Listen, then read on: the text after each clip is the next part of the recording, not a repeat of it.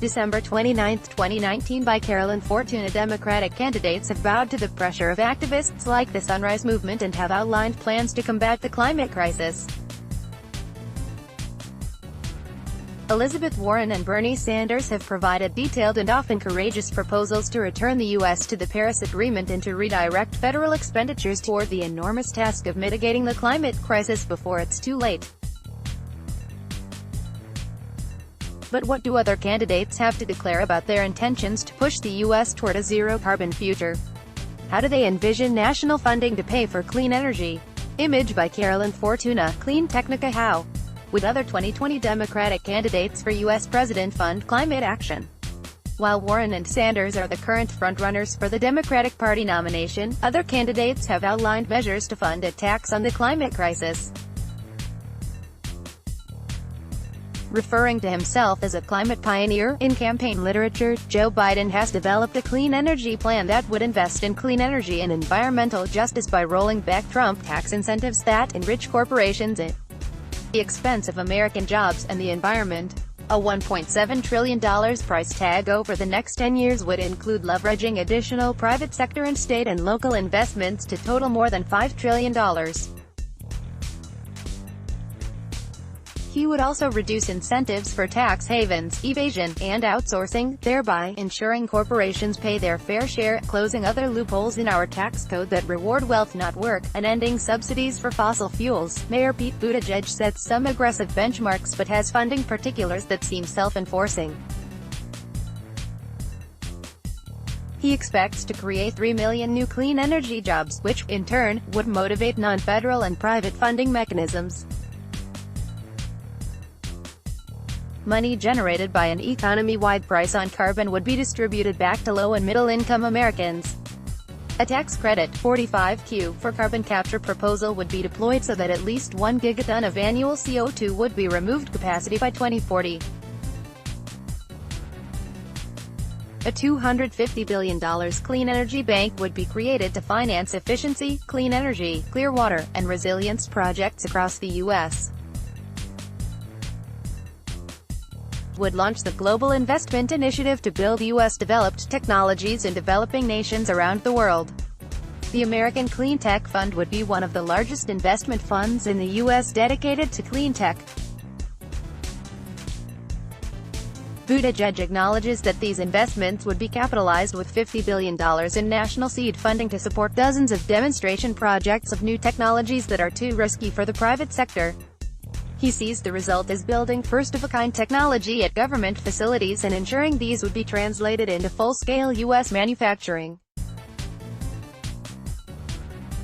Amy Klobuchar would return the U.S. to the Paris International Climate Agreement on her first day in office, restore the Clean Power Plan, bring back fuel economy standards, and reinstate the National Climate Assessment Advisory Committee to immediately start addressing the climate crisis, among a whole lot of other very interesting proposals. She would end fossil fuel subsidies and overturn Citizens United so that lobbying comes to an end in Washington, D.C. To expanding renewable energy and transform the energy sector, she would support a landmark carbon pricing system that does not have a regressive impact on Americans and will help make clean energy production more cost-competitive. She'll develop clean energy bonds. Klobuchar has dozens of ideas for programs but seems to outline fewer tangible methods to pay for them.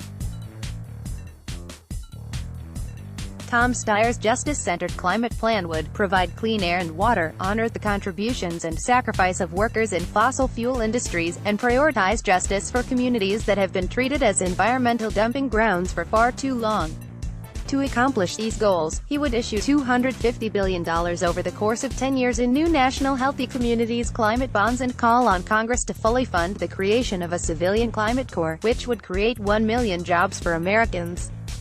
He would dedicate $2 trillion in federal funding over 10 years and mobilize trillions more in private capital to address investments in U.S. infrastructure. Andrew Yang titles his climate program, "It's Worse Than You Think."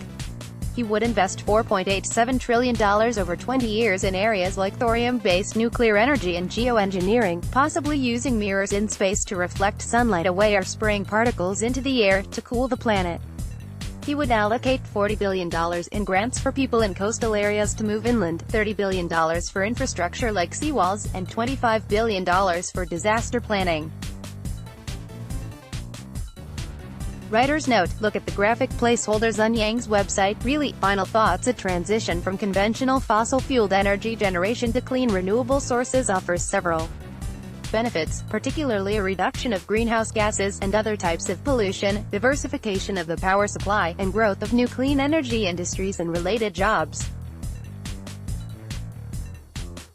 Given the imperative of transitioning to clean energy, these Democratic candidates for the presidency have focused recently on climate-focused proposals.